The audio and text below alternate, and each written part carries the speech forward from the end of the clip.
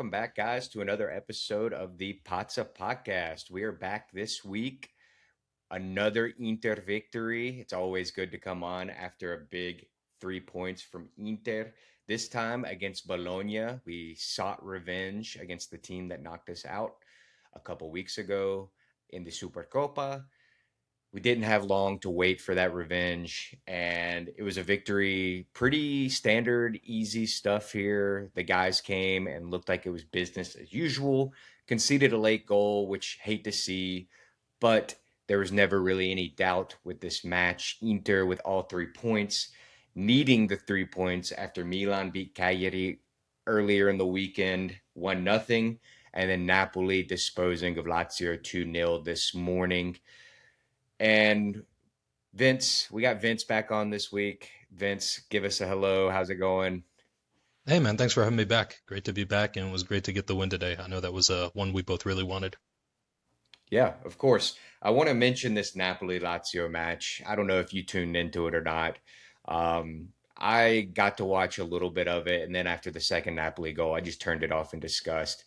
It seems like every time we need a like a help from another club in Serie A in the past couple seasons. Even that season when we were pushing towards the end, and Juve eventually won the title. I think that was Allegri's last year, maybe 2018, 2019 in there. But we never ever seem like we get help from a team that should be able to help us, like Lazio here. Like Lazio, a team that doesn't concede a lot of goals, whatever. And then if you watch both goals that Napoli score in the first half, they're like literally the first goal was I forget who the person that scored for. Maybe it was who's that guy that they just brought back? It's irrelevant, but it's a simple tap in at the back post where the right wing for Lazio just doesn't track back. And then again, another simple goal, the second one. And it's like, why do teams just bend over whenever we need them to help? Like, it really pisses me off so much. And I don't know if you've noticed that or if it's just me being paranoid, but I hate when we don't get any help from any team. Granted, we shouldn't be like dependent on help from other teams, but like every once in a while, throw us a freaking bone. Even when Milan won the Scudetto, how many times were we like, all right, somebody, get a draw here at least, whoever it could have been, Bologna, after what they had done to us, go and bend over for Milan a couple weeks later, and Milan eventually won the Scudetto. So is that just me being paranoid, or do you see that as well? I see it too. It's definitely something that, it's annoying for sure, but I think something that for me what it is too, we see that we have these moments in a lot of cases where we can take care of it ourselves and we just don't. We choke, we bottle, we waste opportunities, and we'll get into some of that today. I know some today's game script followed that a little bit on a smaller scale, but Yeah. yeah, it's annoying when we don't, you know, when our rivals don't drop points, but you look at the table right now, we're in control of our own destiny, and that's all you can ask for. True. I mean, like I said, we shouldn't be asking for help. We shouldn't be dependent on this help. But every once in a while, like throw us a freaking bone, as Dr. Evil would say, like throw us a freaking bone, Scott. Come on. Like Lazio against us the last or the second to last game of the season last year, Pedro comes on and turns into prime Messi. And then this match, they just forget how to defend, even though they have one of the best defensive records in the league. Like it just doesn't make sense and it irks me so much. But yeah, like I said, we shouldn't be dependent. So let's get back to Inter here. Big match, Bologna. It's a match that if you listen to the Paramount crew, I'm sure the Italian commentary says the same. Any analyst, any Inter podcast you listen to over the last couple of years, Bologna is our bogey team. It seems like, for the longest time it was Sassuolo. It seemed like Torino in the late 2000 teens as well was kind of a bogey team, but the last couple of years it's been Bologna under Thiago Motta and then recently Italiano. It's a team we've struggled with so much that in the last seven matches we have one win, two draws, and four losses in the last seven against Bologna. So not a very favorable record. But we have a guy who is on form right now going into this match. Lautaro, six league goals in six matches, and he leads the line. Starting lineups, we have Lautaro and Turam, that Tula. system that we have grown accustomed to over the last couple of years. Jan Sommer in goal, Bisek, Akanji, Bastoni, the back line, Luis Enrique. My Brazilian friend, he taught me how to say it. The H at the beginning is silent, and then in the middle of the word R in Brazilian actually makes the H sound. So it's actually like Inhiki is how you pronounce it. Luis Inhiki. I'm gonna mess that up, but that's how you pronounce it. At right wing back, Luis Enhiki, Barella, Çalhanoğlu, Zielinski, DiMarco, that midfield five. Vince, I don't know about you. Was there any changes you thought? I know before the match we texted in our group message, and you know which change I was maybe looking for. But other than that, the strongest lineup probably that we have available to us. Was there anything different going into this that you wanted to see? Possibly Pep Martinez in net, but that was really the only thing that I might have changed. Other than that, I think we got everything right. The midfield combination that we have right now is clearly working. Yeah, Um, Even going back to last year when we got Zielinski, we saw some of what he had to offer early versus Mkhitaryan. My thoughts were that our starting midfield should be that trio of, or I guess, quintet if you want to count the wingbacks. You know, Zielinski, Çalhanoğlu, Barella, with DeMarco and Dumfries out wide. There were some fitness issues with some of the midfielders last year, injuries that forced us to make some changes to that. But I feel like that configuration that we've been using lately, it's on fire. It's working. I was happy to see us use it again. Lautaro and Thuram up front, no complaints there. The back line is the combination I wanted. Akanji in the middle again with Bisek on the right to go forward. So yeah. not a whole lot of complaints about the lineup. Just maybe would like to see more goalkeeper rotation, like I mentioned last week. Yeah, and I think really the only thing I'm not upset about it, whatever. I just, for me, I don't know why I want to see more Carlos Augusto, and I don't know why Kivu hasn't rotated him in more. Because for me, it's obvious that Bastoni needs a little bit of rest. I think he's got the most minutes of any outfield player so far this season. I think he might have any, or I was listening to Uncle Sharma, and if I remember correctly, he said he's got the most minutes out of any player. Even Jan Zomer, Bastoni has more than him, which is surprising. So I think we need to get, especially with how stacked our January is, we need to get him some rest and rotation. So I would have liked to see Carlos Augusto come in there, not for DiMarco, who's gotten a little bit of a run of rest um, the last couple weeks. I would have liked to see him rotate for the Bastoni because for me, Bastoni, he doesn't seem physically not there. For me, it's a mental thing. I think mentally he needs a reset and needs a little bit of time. Um, so yeah, that was just the only thing I wanted to see. And then for me, I thought it was interesting that Orsolini didn't start for Bologna. I wrote down, and I think I messaged our group the last time Orsolini, we played Bologna in the league. Orsolini didn't start. He comes on. What does he do? Score that late scissor kick to defeat us 1-0.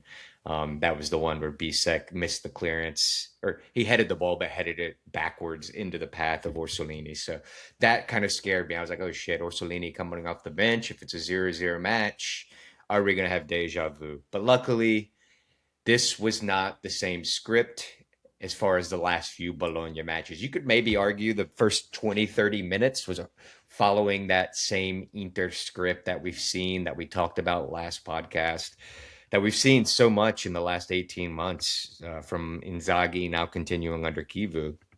We had chances in the 6th minute. That was that chance. Good interplay between Bastoni, DiMarco, Zielinski. It made it to Zielinski. I think Bastoni kind of chipped it over into the box for Zielinski, and he hit it like outside of the boot on the bounce. Made its way to Turam, got blocked, and then Lautaro had the volley right at Bravalia. Was that what his name? Bravalia, the keeper for Bologna, the young guy who did well against us in the Supercoppa, and then looked like prime Donnarumma, prime Buffon, whatever you want to say. Like today, the keeper for Bologna prevented it from being 5-6-1, seemingly.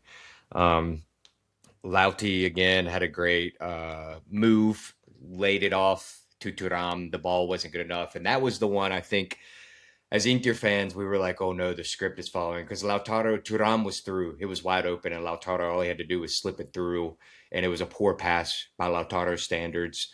The keeper, that Finnish defender, Swedish defender, whichever one, Higem, Number 14 for Bologna came through and cleaned it up pretty nicely, but it was just a poor pass from Lautaro. And it just felt like it was going to happen again. We've got PTSD. We've seen this so much. We mentioned it last time. Like this is going to happen again where we have all these chances and we're not going to get the goal here. Did you feel the same way kind of at this 15-20 minute mark? Yeah, like last week, and like we often say, this definitely felt like a game where we can't capitalize or we aren't clinical enough in front of net. The chances, like you said, they were there. Taram and Lotaro had a couple chances each throughout the game. I know there was one. You mentioned there was one pass that maybe could have been a little bit better that Lotaro made to Taram. There was another shot early where I thought Taram was a little bit too casual with the finish and could have, I don't want to say easily, but I feel like that could have been, probably should have been a goal. Oh yeah, I think that Um, was Lautaro again that slotted him through. And yeah, you're right. It seemed lackadaisical from Thuram. yeah, it definitely seemed a little too casual. And, maybe that goes a little bit back to some of what we were talking about last week. You look at Taram's form lately, we were talking about it, the commentary started talking about it, and, the live thread in the subreddit, people are noticing something's up with Marcus Thuram right now, whether it's something mental, whether he's nursing some kind of injury, or whether he's fatigued.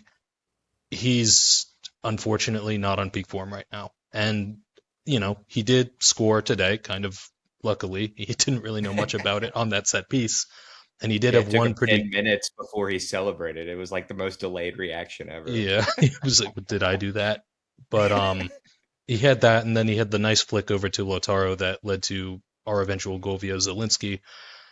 But other than those two moments, which will kind of inflate his match rating today, I don't really think he had a great showing. And I don't know if you noticed when he came off late, maybe did he injure something? Did he re-aggravate something? Because I know that late substitution where we brought on Lovelli from the under 23 team, that was something I don't think any of us were expecting.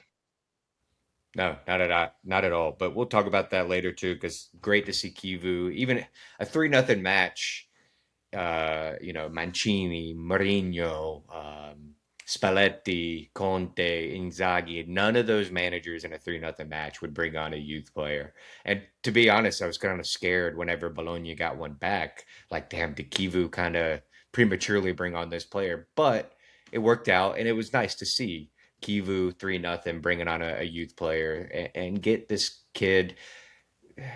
I don't want to say like ready for the big time because we have no idea how his career is going to turn out. But give the kid some confidence, give the fans some confidence that hey, we're going to try and actually incorporate youth because we've never seen that from Inter ever. It's never been a club. I mean, Italy.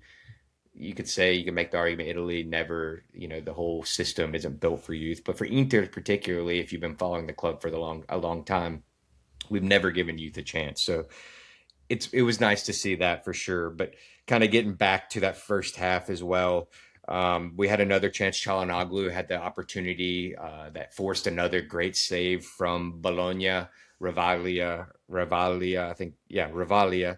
And then on the next the next play, I think it was off that corner after the save from him, Bastoni at the near post, which we see so much. Bastoni or anybody on the near post, that's a definite strategy that we've seen over the last couple of years. Us getting on the near post again brings out another good save from Bologna. And so, the first 25, 26 minutes, Inter, five big chances, no goals.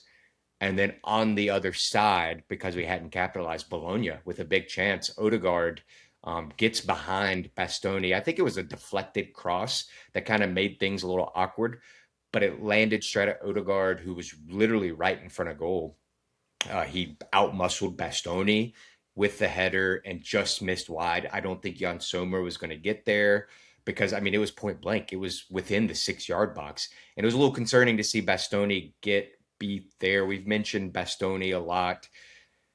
and we mentioned him earlier, like seeing that is why I think it's more of a mental thing because his positioning there was off. I know he's not the strongest players and everything, but to allow a player behind you like that in that position, that's scary for me. That it was too easy for Odegaard, and luckily they didn't capitalize that because honestly, it could have been 1-0 in that position. Did you feel the same about Bastoni, or do you think there was nothing he really could have done there?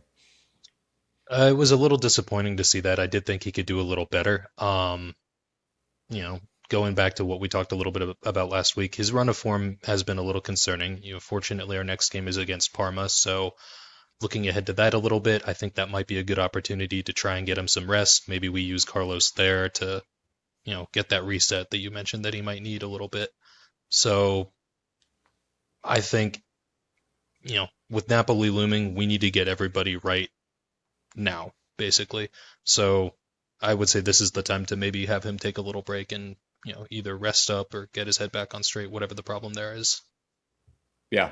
And that chance that I just mentioned for Odegaard and Bologna was in the 33rd minute. 6 minutes later, though, Inter gets the goal to go ahead, and it was an absolute brilliant goal. Vince, you know how much I love this guy, Zielinski. I feel like a proud dad whenever he's playing well now. He's a player I've been calling for. If you've been following the podcast, when we signed him a couple matches into the match days last year, I was like, we need to get Mkhitaryan out of this squad, and we need to start pushing for Zielinski because I was a huge fan for him when he was at Napoli. Liked him when he was at Udinese. Before that, he's a player that's just got so much quality and class. But even this goal, I mean, he started the build up. I don't know what the official Guido was doing. He almost fucked everything up before it even got started, being right in front of the play. But Zielinski was able to get through the official being right in his way and play a great through ball to Turam, who then, like you mentioned earlier, it was a brilliant class layoff to Lautaro, who a lot of times in this first half was slicing through the middle, dribbling. I don't know if you noticed that, but he seems to be. We'll talk about this maybe for halftime thoughts because I wrote it down. So we won't mention, but the ball from Turam finds Lautaro dribbling like he did so much in that first half, and lays it perfectly off to Zelensky, who continued his run after that beautiful ball, and it was just a brilliant strike. And Vince, I know you had mentioned you thought it was Çalhanoğlu that struck that. What did you think of the strike, and what do you think of Zelensky so far the last few months, actually? Well, it was a beautiful goal, and I think one of us said that he seems to only score bangers for us, and that certainly seems like the case again today.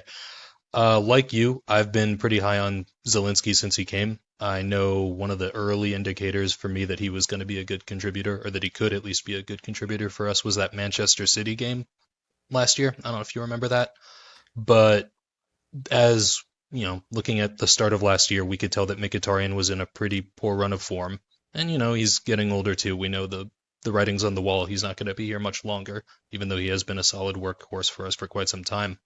But I was of the opinion that, like you, I wanted Zelensky to be starting in the midfield. And unfortunately, between him and Çalhanoğlu, there were some injuries that kind of forced each guy to either miss some time or play out of position. So we didn't quite get to see what truly could have been. And so that makes this recent run of form that the guys have been having, it makes it really fun to watch because we're seeing, what we were maybe robbed a little bit of.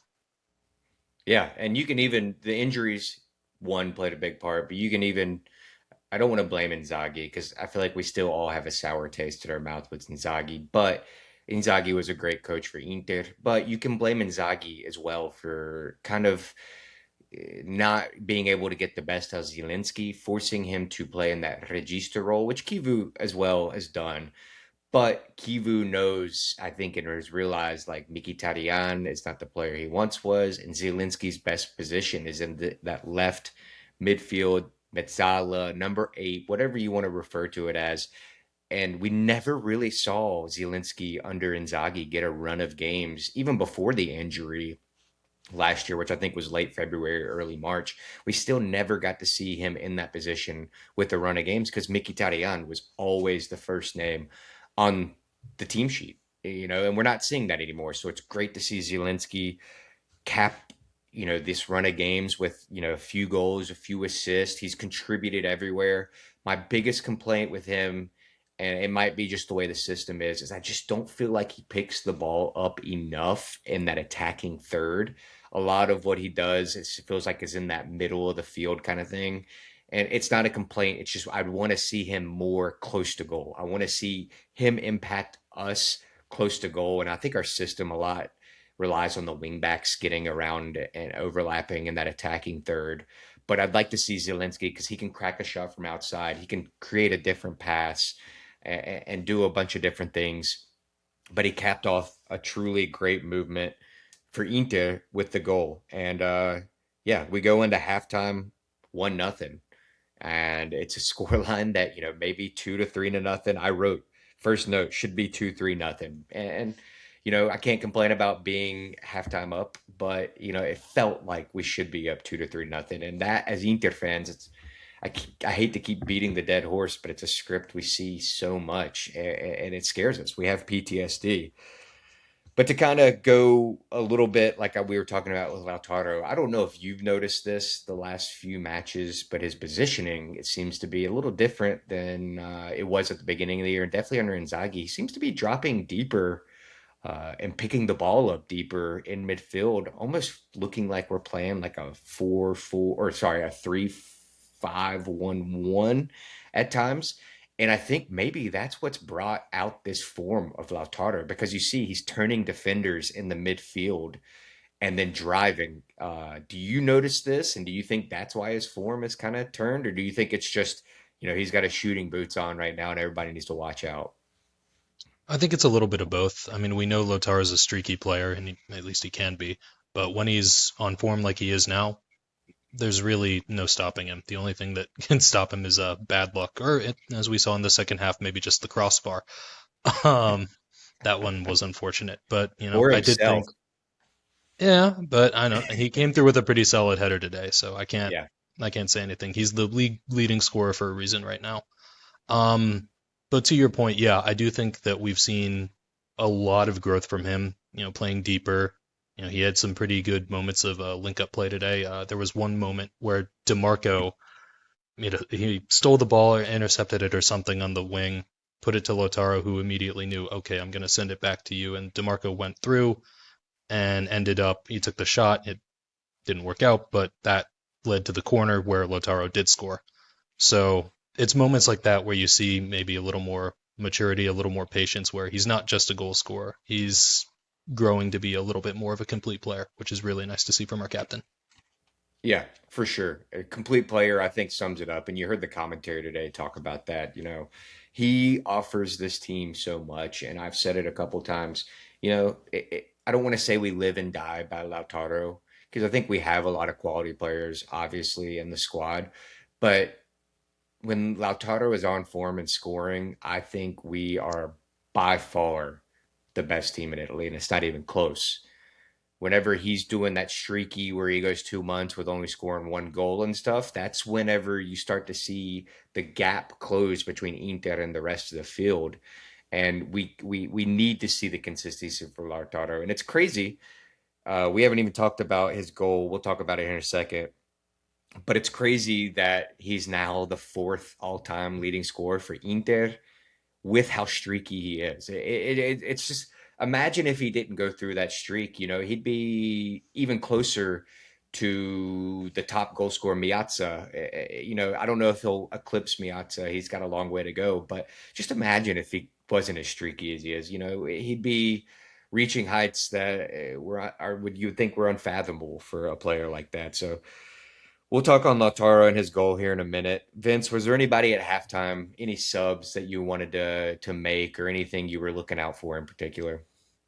So I know Pio was someone that I wanted to see out there. I know Taram was kind of disappointing me in a lot of ways. Obviously, he had a couple moments here or there, but overall, I didn't feel it was the best performance from him. So I thought Pio might be able to change things like he did last week. Um, who else? Um,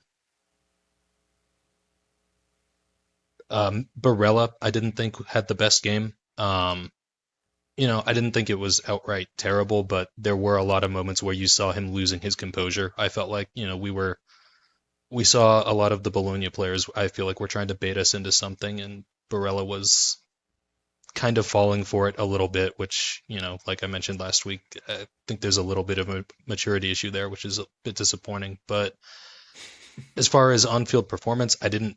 Hmm, who would we put in for him at that point? It's hard to say. Might have been too early for Mkhitaryan, maybe Sucic. Yeah. I know when we did bring in on Sucic late, he showed some good stuff. I thought, a lot of really good press. There was one moment with a Bisek where they locked it down Yeah. really well. But yeah, I'd say those two, maybe Thuram and Barella off, were the two things that I would have liked to see probably around the 60th minute or so. Yeah, I agree with that for sure. Barella did not have a good first half. That's three halves in a row. I feel like Barella has kind of fallen off a little bit. We need to see a good Barella come back into form, especially with Napoli looming and that midfield they have. For me, I think if I was going to make a sub, I didn't think we needed to at this point, but if I was going to, I kind of had my Inzaghi cap on. I was like, we need to either get Bastoni or Hakan off with the yellow. Being a 1-0 match against Bologna, a team that's been our bogey team, maybe Kivu needs to shore this up and make sure we don't, play 30, 40 minutes of the second half down a man. So that was really the only thing I saw, maybe Bastoni, because he was one of those players with the row, the guy playing right mid for Bologna. There seemed to be a little drama, controversy, whatever there late in the half, which led to Bastoni's yellow card. So for me, maybe I would have liked to see Bastoni come off for Carlos Augusto, but it worked out in the end. That was really the only thing I saw, channeling my inner Inzaghi there. But second half comes and we didn't have to wait long for Lautaro to put us ahead 2-0.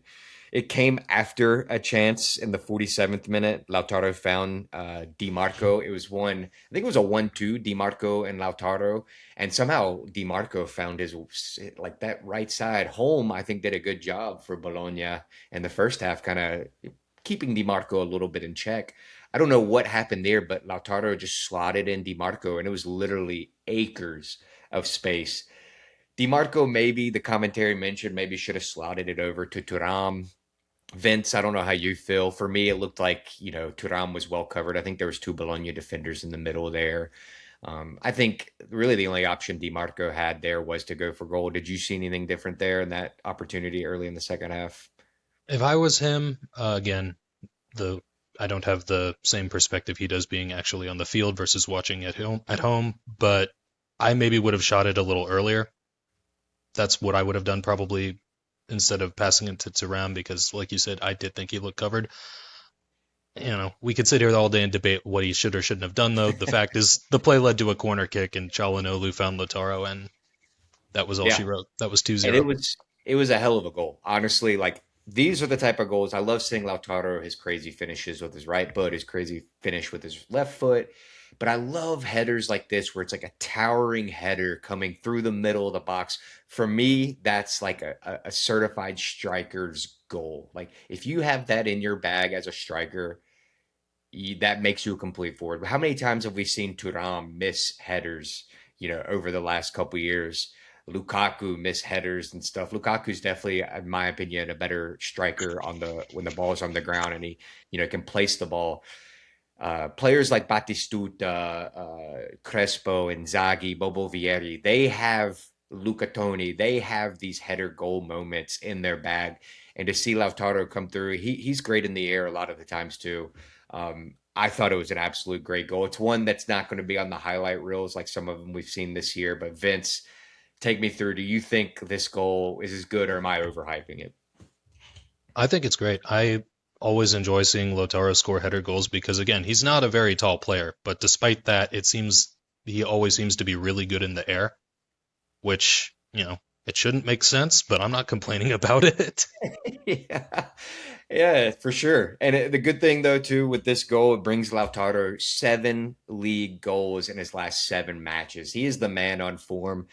We talked a little bit about him, and I want to mention this quickly, Vince. I know I mentioned it in our group message because it really irks me. I'm full of irks today. It really irks me when I see all this commentary and everything on social media when they talk about Serie A, and it seems like Lautaro, the disrespect he gets from outside, maybe even within Italy too, but especially outside. People look at Pulisic and they're like, "Oh, 9 goals, he's the best player in Serie A." And I'm not saying Pulisic is not a great player, but when you watch some of the goals, their back post tap ins, they're goals that, for a poacher, I like to see, but somebody who's like a right mid, left wing, whatever you want to call Pulisic, who should be influencing the game a lot. I don't know. When I watch Milan matches, Pulisic never really like I can go 70 minutes without seeing him, and then he pops up on the back post for an easy tap in. Lautaro or McTominay too is another player. Like, people mention him as being the best in Serie A, and he had a great season last year. But like, when you watch the matches again, he can go 60 minutes where he ghosts and doesn't impact the match, and then he scores a free open header because people forget how to track McTominay when he comes into the box. It blows my mind. But then when they mention Lautaro, it's always, I don't know, it just feels disrespectful. And what he brings to Inter, not only with his goal scoring, but everything he does on the pitch, it really irks me, the disrespect that Lautaro gets. Do you feel the same way? Yeah, and I feel like that's the result of maybe a couple things. You know, Unfortunately, at the 2022 World Cup, Lautaro didn't really have the best performance that tournament. Granted, he was coming back from an injury. He wasn't in 100% peak form, but by his own admission, he didn't have the best tournament. And I've even got friends who've commented on that or taken, ribbed me a little bit for that. Whereas, does he come through for Argentina? Yeah, of course. We saw 2 years later at the Copa America, he was the leading scorer off the bench, scored the game winner in the final. you know, but there are more eyes on the World Cup, so I feel like that negatively affects his perception with a lot of people. And then you look at Pulisic. He's an American playing for a big team in Europe. That's going to get a lot of eyes, and in the market that we are over here, everybody wants to talk about that. So I Yeah, do feel like that's there's some built-in hype to that Lotaro won't have in America, true. which Good point there. yeah. I think too, another reason why Lautaro does get disrespected too. You can sum up with the next two chances that Inter have. Lautaro, after the goal in the 50, he scored in the 48th minute, the 52nd minute, missed an absolute sitter off the bar. That was one of those chances that it's like, how do you score that header? But then you miss literally 4 minutes later a goal that Arnautovic would have easily put away and not somehow fucked up, or Correa or Taremi. Like, that's what I think maybe people see with Lautaro is if we as Inter fans get frustrated, it's like, how do you miss that, but then score that goal against Lazio that seemingly like was an impossible strike, or the goal against Genoa. Like, how do you score those, but then miss this? And then 8 minutes later, in the 60th minute, he missed off the quick free kick. I forget who dinked it over the top. Timed his run brilliantly, but then places it with his left foot, albeit his weak foot. But if you're a striker, a world class striker, you don't have a weak foot when you're going to finish. Shot it right at Ravalia. It's There's two chances kind of sum up why I think maybe he's disrespected, but I don't think the disrespect is warranted. Inter 2-0 still at this point, despite Lautaro missing those two big chances. We make the substitutions. Mkhitaryan comes in for Barella. Sucic comes in for Hakan. Vince, what did you think immediately from Mkhitaryan and Sucic the first 5, 6, 7 minutes when they came in? How did you feel they did and impact the match? I thought they were good subs. Like I mentioned earlier, I know Sucic showed a lot of hunger that I thought was good. There was one moment where he and Bissek teamed up to keep Bologna pinned back pretty well. And as for Mkhitaryan, we've talked about how for the past year or two, as his form has seemingly slid, that we prefer not to see him as a starter.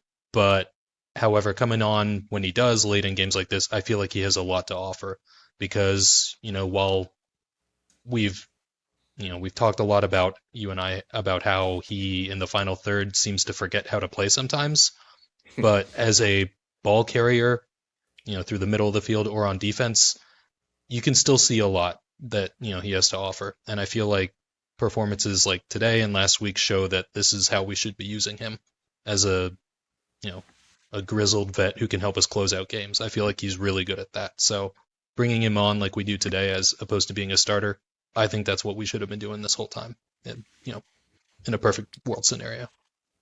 Yeah, I think him and Sucic both came on and were like a bundle of energy almost.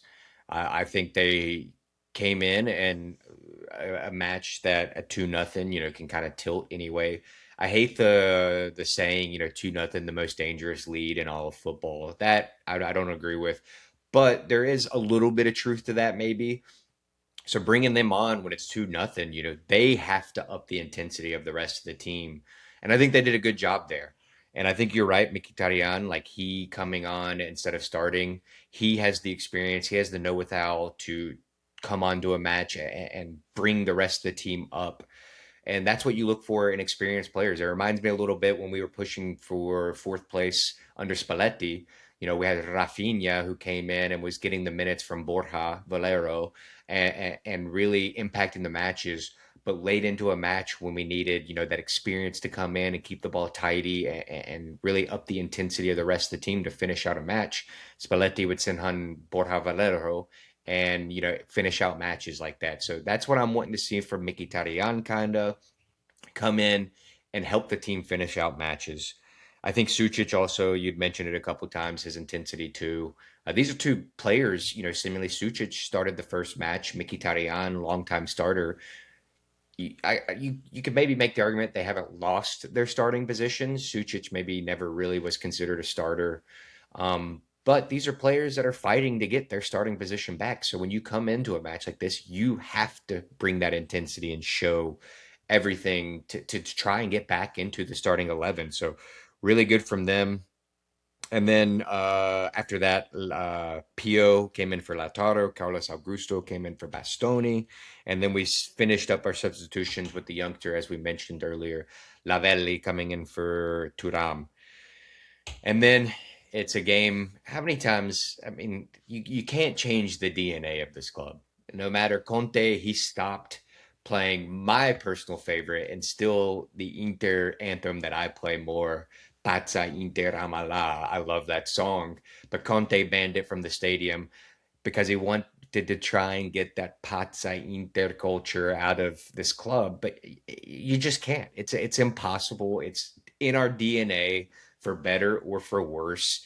I kind of like it because how boring would it be? Juve has 35 titles, but like how fun is it to watch a Serie A race, a Scudetto race when you've got it wrapped up by February? I mean, it's fun for if you're winning it, but it's also like it's kind of nice to win one when it goes down to the final match day. For me, and so I kind of enjoy the Pazza Inter culture of the club, but it does suck whenever a clean sheet would have been big for the psyche not only of the players, but I think the fans as well of this club. To give up a goal in the 84th minute like we did, it came from a set piece, which we've talked about a lot on this podcast. Set pieces this year going to that zonal defending under Kivu. We might not have conceded as much as the numbers show, but we've conceded a lot of chances on set pieces. And then this one, I I don't know. I don't know where it came from. It looked like Bisek maybe was the one that lost track of Castro, but if we're doing that zonal defending, it leaves that gray area though, where it's like, well, Bisek was the closest, but there was also a couple other players, Carlos Augusto and one other player. But when it boils down to it, Castro received the ball and one touched it off of a set piece, literally 6 yards away from net, and that's unacceptable in my opinion. Vince, what are your thoughts on this goal to make it 3-1 for Bologna? So it's one of, like you said, you can't change the DNA of the team. And unfortunately, there's two really big problems we've seen with this team for the past year or two. Number one is that we're incredibly wasteful in front of net. We create probably more than, it feels like more than any other team in Europe sometimes. And despite that, we find ways to hit the crossbar more than the net sometimes. We find guys who, instead of taking what seems like an obvious shot, they'll cut back and try and walk it into the net through an assist to somebody. But then one of the other problems we'll see with this team is that we lose focus late. And, you and I have talked about this. I feel like there's a flashpoint where I can point to where it seems like it started. It was that Champions League game a couple of years ago at the Metropolitano, where all we needed to Yep. do was hang on, and we missed a couple chances, Barella and Thuram both, and we were too content to sit back, try and take the lead home, and it didn't last. Then the whole following season last year, we saw a similar trend where we would lose focus, lose composure late, and you know the other team would come down and score. In a lot of cases, that would be the only time they were threatening us all game, and they would take one shot and they would score. What's the reason for that? Who can say? Because we've talked about last year how it seems like, oh, every time we take off Bastoni, we score. Well, he hasn't really looked as great this year, and it's still happening. And we've wondered, is it a coaching thing? Is it a mentality thing? Because we can't pin it on just Inzaghi because it's continuing under Kivu here. So at some point, I do think the players need to take a little more ownership. We need to show a little less complacency, because it seems like we're too content to just, you know, to try and just protect the lead, or maybe we get unsure about what to do late. But something like a set piece, you really do need to. I know we're introducing a new way of covering, but you can't just lose your man like that. And I'm gonna criticize Jan Sommer a little bit here, a little bit. I do think there is some shared blame today. I do think the defense could have done better, but he didn't look ready for the shot to come his way either. And I know he got a hand on it initially, but I would have hoped for something that was maybe a little more, you know, maybe get a little more solid contact on it and prevent it. But it's hard to complain too much because, again, like I said, you can point the finger in a number of different ways, and we still took home the win. But it was really unfortunate to lose that clean sheet, because for me it shows that you know, we're still maybe not as disciplined as we should be in these late game situations. Agreed. I mean, if you look that Scudetto, the Seconda Stella season, I don't know if you remember, but it seemed like the big stat they showed at the end of every match in the league that year was in the last 15 minutes, Inter does not concede goals. We lock it down, and it's impossible to score against Inter in the last 15 minutes. Juxtapose that with last season, and I feel like they were showing the same graphic, but it was the opposite. In the last 15 minutes, Inter concedes goals. And it is, maybe it is, you've always talked about that second leg at the Wanda, and how that maybe clicked and changed this team. Because really, I mean, you can't really pinpoint any other really like scenario or moment that would have changed, because in that season in the league, we were impossible to score against in the last 15 minutes. Same back line last season, essentially. I mean, literally the same back line. Pavard had some injury woes, but other than that, literally the same back line. And it's the complete opposite. We, in the last 15 minutes, are so frail, and it's continued into this season. And it is something, if we get that fixed, maybe it is something. Cherby as a center back is not communicating effectively, or maybe it's something, there's disconnect between the midfield and the back line, or maybe there is that disconnect between Jan Zomer and the back line. I'm baffled, because I don't know what really made the change from how good we were 2 seasons ago to last season being so ass at it, and this season being so ass at it, and it culminated again today. Luckily, it didn't bite us in the ass. You mentioned Jan Sommer. I think it's funny. I feel like if we had the rest of our group message in here, there'd be even a bigger debate than this. I don't know how anybody can say Jan Sommer is at fault here when it's literally like 4 or 5 yards away from him. To even get a hand on it, I think is impressive enough. That's why whenever that happened in the group message, I was like, holy shit, I thought he saved that. Because if he would have saved it, that would have been one of the saves of the season for Inter. And, whatever. Like, that's one of those situations where if you get a save, you're like, how in the world did he save it? And so for to concede a goal there, I don't know how we can place any blame. I see what you're saying there, but like, I don't know. I think, and you know how I feel, and everybody who listens knows how I feel. I think the Jan Sommer thing, it's kind of almost played out at the point where it's like we don't know who to blame, so let's just blame this guy. It's like that Simpsons meme where he's like, everybody point at him kind of thing. And there's a lot going on, even in this goal. Like you said, it's like who do you blame? Is it Bisek? Is it Carlos Augusto? There's a lot more going on than just Jan Sommer. And it's quite simply, if you don't concede chances, you don't concede goals. And we've conceded a lot of chances, maybe not as much as, other teams, but the chances that we concede are just bonehead chances, stupid chances at the end of matches where it's just a flip of the switch, it seems like that screws everything up. Do you have anything you want to add or argue to any point I've made before we kind of wrap up the full time here? No, I think that sums it up pretty well. Just for whatever reason, we still have this mentality issue in back, and I wish I knew what it was. Clearly, it's something that it transcends coaches at this point, and it Yeah. makes you know it's combined when you combine that with a team that struggles to finish consistently up front. That's a very, very dangerous place to be in, because it means that unless we're going into the last 15, 20 minutes of a game with a 3-0 lead, it means we're going to be leaning forward clenched the entire time, which Yeah. We're going to be not puckering. yeah, not good for anyone's heart rate, but Forza Inter. Yeah, got to lay off the pork and all the sausage if we're going to be doing stuff like this.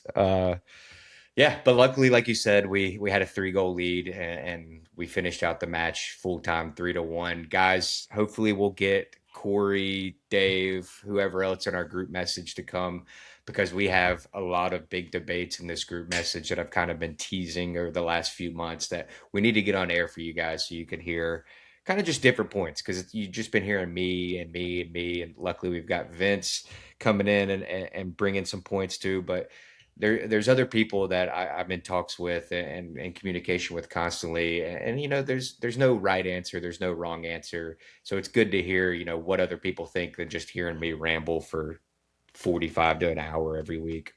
Travis, I don't know But if you saw, but Dave just put something about Summer in the chat.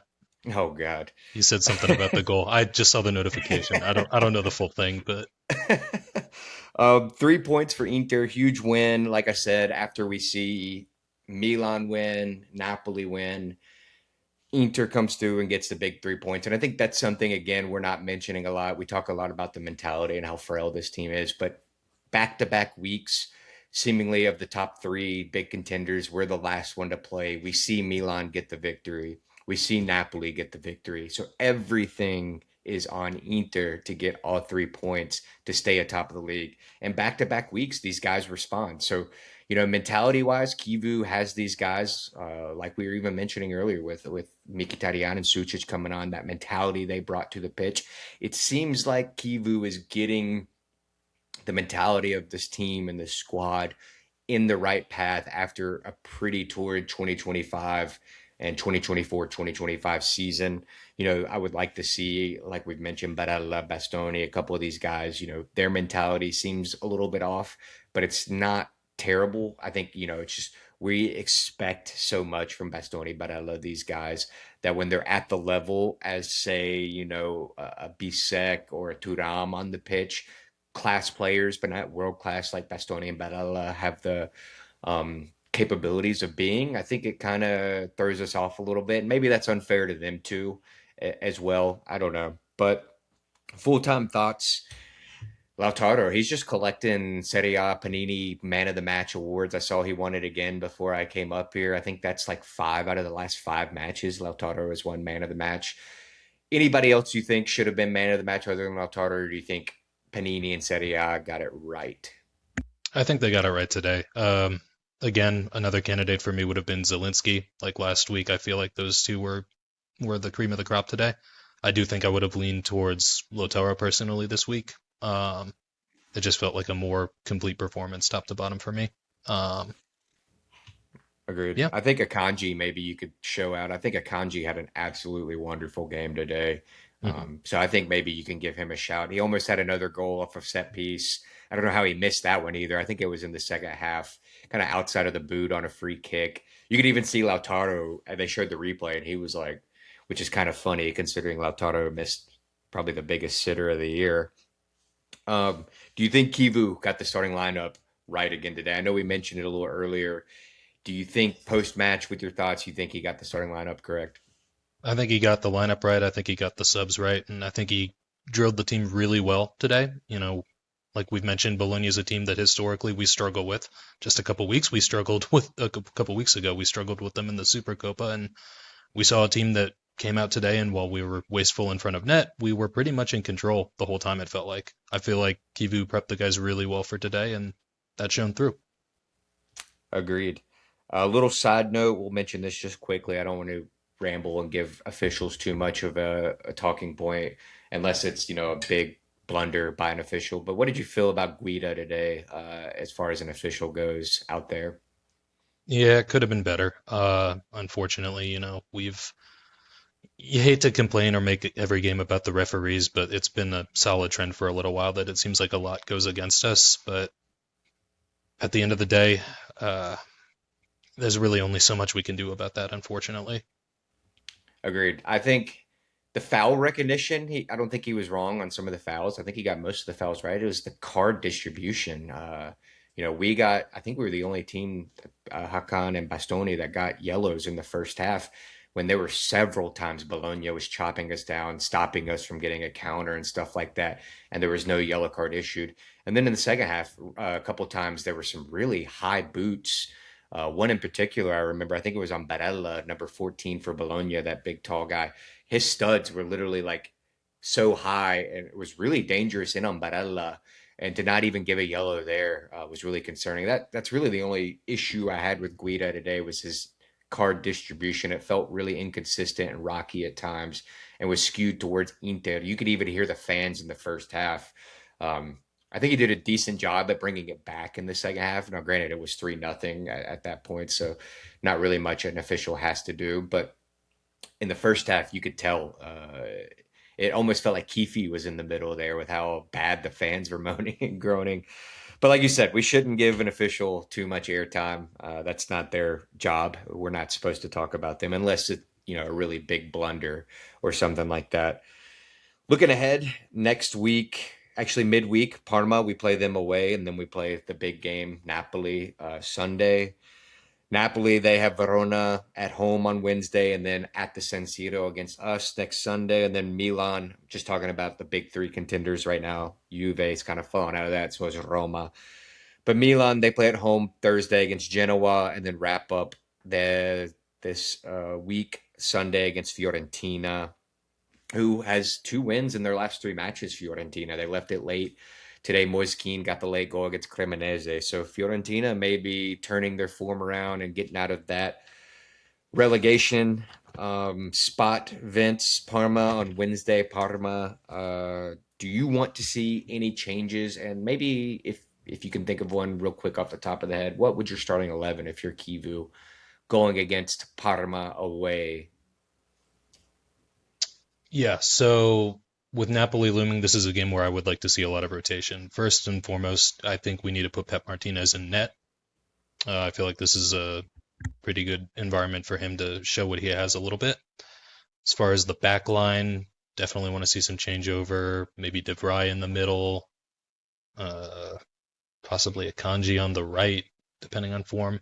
This is a game where I think Carlos Augusto can step in for Bastoni. I think that's a really good idea right now to give Bastoni a breather, give him a rest so he can get his head on straight or figure out whatever is going on with him. I want to see a lot of change in the middle too. I'd love to see Sucic and Mkhitaryan start. Give Barella and Zielinski a chance to rest so they can be on their top form when Napoli come to town. Um,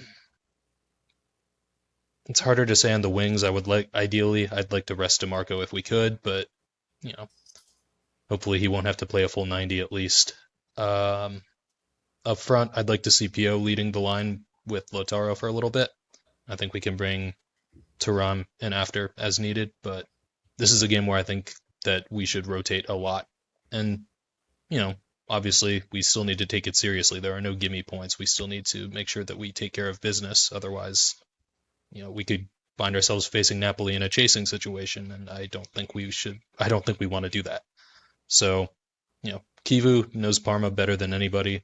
I think we're gonna whatever we do, we'll take the game seriously, and I think we'll approach it with the with the right mindset, with the right lineup. Agreed. I think this is a game for De Vrij. Cherby seemingly is back too. Maybe we could even put a Cherby at that left center back and put Carlos Augusto at left wing back and give Di Marco and Bastoni a break. I agree. I think Zielinski, he's ran his socks off the last few weeks. He needs a break. Barella, the same. Hakan, he got a little bit of a rest from his injury, so maybe we can run him out for 65, 70 minutes. If we're up, maybe get him off sooner than that. Bisek, I wouldn't mind seeing him and maybe giving Ikanji a break. But yeah, I'm in agreement with you. We need to see some rotation here, especially with Napoli around the corner and even looking further ahead. I don't know if you heard the commentary today, but they said this January, starting with today, we have 9 games in 28 days, I think is what it was. So an absolute jam-packed January. We need to start this rotation, get these guys, healthy. We need to see Darmian back. We need to see Boni back. And then we need to get these guys rotated so we don't see March, April, these muscular fatigue injuries that we had last year that really kind of ruined our season. I agree. That's what I want to see against Parma, and I want to see an easy victory, a clean sheet, all that good stuff. Before we wrap it up, Vince, a couple of questions real quick. All reports coming out seemingly make it seem like this deal is going to be done for Inter in the January Mercato now that it's officially open. João Cancelo coming home, if you want to call that coming home. Coming back to Inter, I guess I should say. How do you feel about this move, and do you think it's the right move for Inter? I think it's a good idea. It's at least for a stopgap. I don't know that I would try and bring him on full time. The fact is, it's a position that needs reinforcements right now. I'm sorry, I'm still not going to be able to pronounce it. Like Luis Enrique is this what I'm told it is now? Inhiki. Enrique. Okay, he's. I didn't think he had a bad game, but there's, you know, he's not Dumfries. Dumfries is going to be out until what did they say, March, something like that. Yeah. The fact is, we're going to need some reinforcements at that position, and unfortunately, it feels like every window for the past couple of years we do something at the right wing back position, which it's getting a little annoying. I'd love for us to be able to prioritize another position. So for a 6 month loan or so for Cancelo, yeah, I think it could work, and after the end of that, we can figure out what's going to happen with Dumfries. I feel like there's, the writing is on the wall a little bit, and it seems like he's maybe making the moves to go play in the Premier League or something. We'll see what happens with that, but I think Cancelo would be a pretty good stopgap at the very least. And if we can do that, maybe we can. I know you had mentioned earlier that we are potentially going to have some extra funds or something that we could maybe use towards the center back position. Maybe we can get Yeah. that kid from Sassuolo. What was his name? Mahuremovic. Muharimovic, yeah. Yeah. I think it's a good move, João Cancelo, just for the 6 month loan. A move in January for me, it's a move clubs make in January. It's not a move which we saw reports early about this right wing back position in January. We're going to move for a young, promising kind of talent. You don't make a move like that in January, especially when you're, pushing for a Scudetto. You bring in an experienced player that can spur you on, lift the rest of the team up in down moments, that has championship quality. Like you bring in a Goran Pandev, you bring in a Rafinha in January. That's what you bring in. You don't bring in a Sucic. No, no, nothing against Sucic, but that's somebody you bring in the summer to give them a whole, summer training camp with the squad and learn and everything like that. So I think it's a great sign of intent for the rest of the league to see, hey, Inter means business. They're bringing in a guy formerly world class right wing back, maybe still has some good ability, and we pretty much have no strings attached because the one negative that you hear coming out is João Cancelo, his attitude and everything like that. But with a 6 month loan, like you don't have to worry about that. You have him for 6 months. And then it's, thank you for what you did. Thank you for hopefully bringing us a Scudetto. We'll always remember that. And off you go to wherever else, your career takes you. Obviously, it's not going to be Saudi.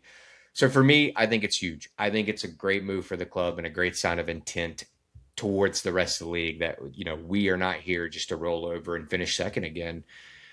Also, in the news, your boy, I love him too, Valentin Carboni. It seems like his move to Genoa hasn't panned out. We got a here we go for him moving back to Argentina for Racing. I think he's only 20 years old. Just quickly, Vince, how do you feel about this move for him going back to Argentina? I'm a little disappointed. Like you mentioned, I've been pretty high on the kid for a little while. I would love us to find some way to use him. I know he's got a cosign from Messi. He's versatile. He can play up front as an attacking mid on the wing. I think he has a lot to offer us, and I thought he had some pretty good showings in the Club World Cup this past summer. So it would have been nice if I didn't even want him. I didn't even want him to go to Genoa. I wanted us to keep him for this season from the start. But we loaned him out. I was hopeful that he would get more minutes than he has. So that apparently didn't pan out. I would have liked to bring him back, but if he's going to go anywhere, I like Racing Club as a destination for him. Where he can hopefully flourish under Diego Milito's watch watchful eye. Agreed. It sucks to see him take a step back in his career, if you want to say that. No disrespect to the Argentina League. That's one of my favorite leagues outside of Europe to watch.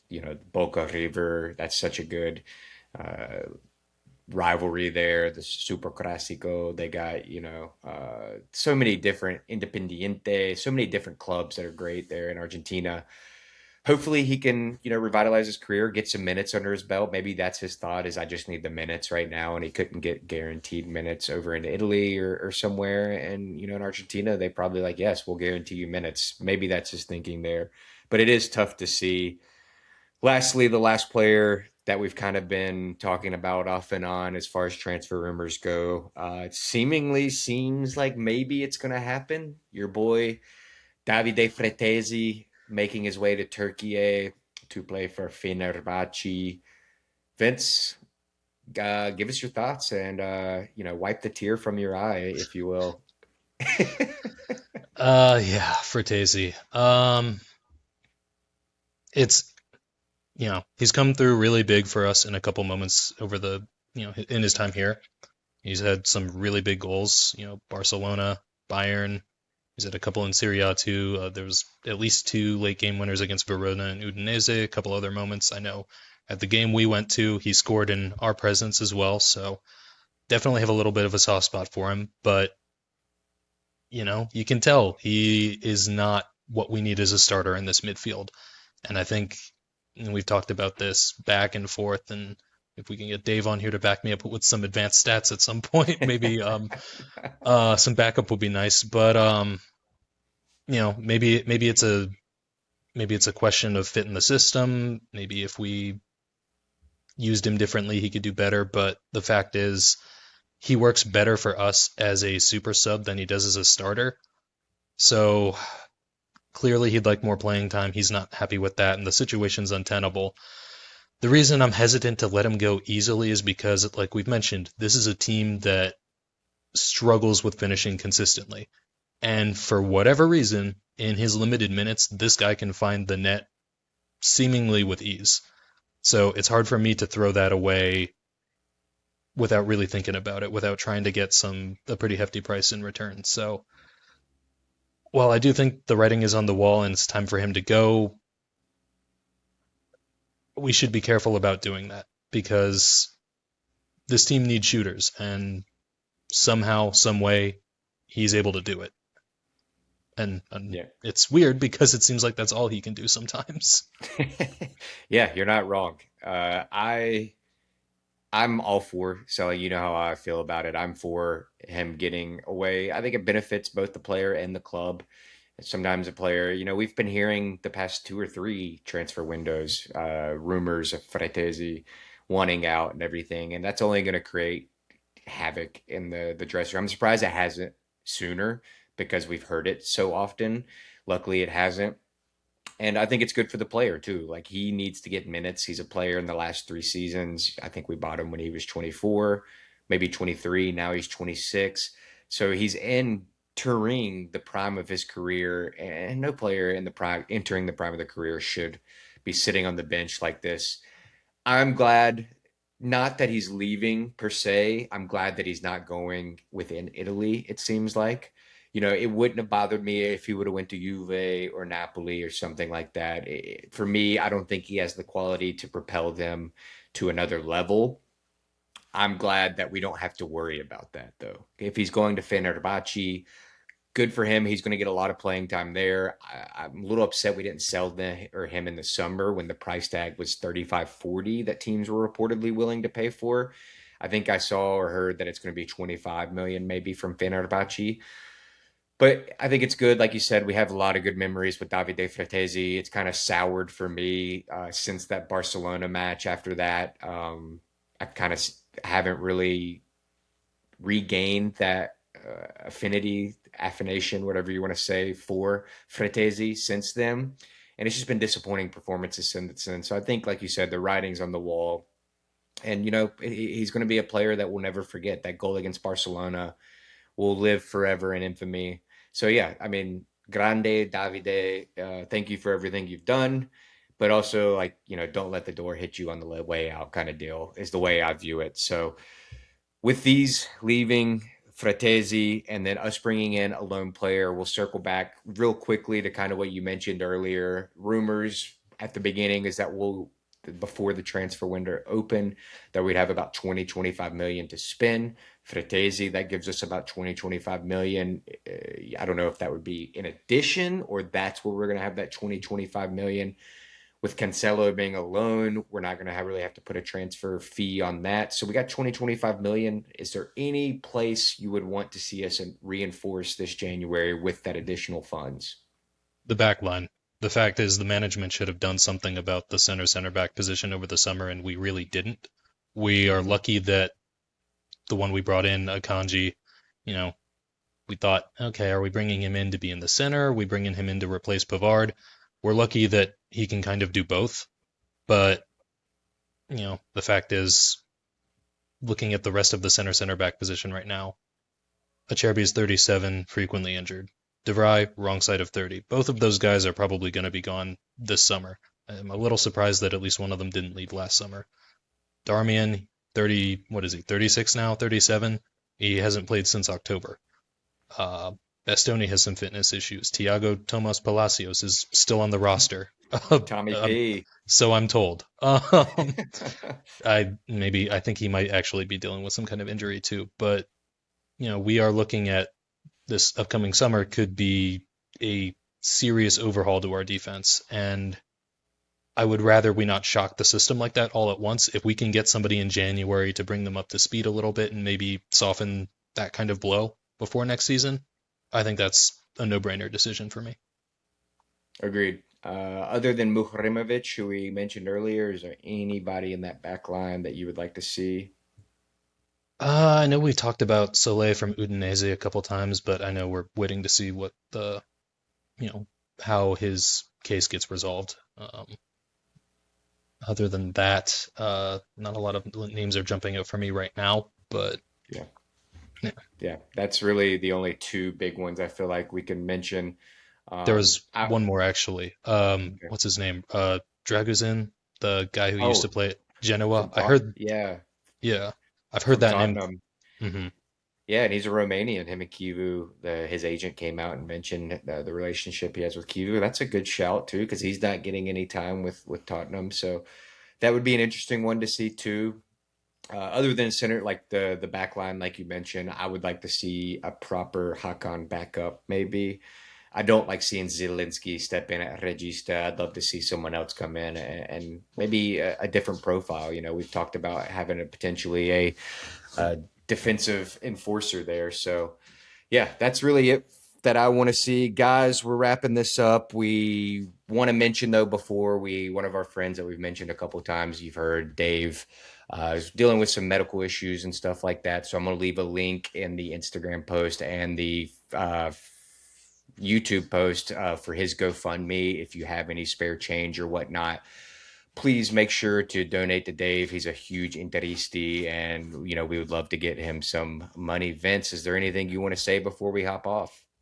Um, no, that'll cover it for me. Dave's a great friend to us, so any way you can help us help him, we really appreciate it.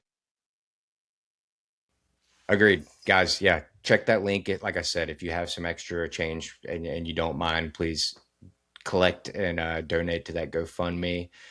Please make sure also you like, subscribe, comment, all of that good stuff. Vince, love having you on. Hopefully, maybe we can make this a regular thing and get your perspective more frequently and whatnot. Yeah, that'd be great. And like I said, like, subscribe, comment, all that. And as always, guys, Forza Inter.